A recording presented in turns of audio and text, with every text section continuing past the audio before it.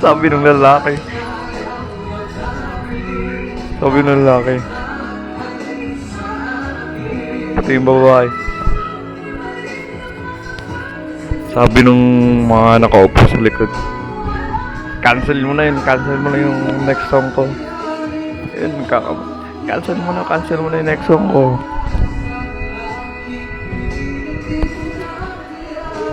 Ganyan ba naman yung unang kumanta, mawawala ka na talaga ng gana.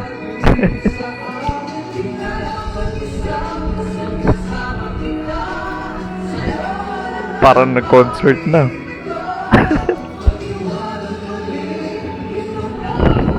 Natatawa ko sa reaction ng mga nasa likod.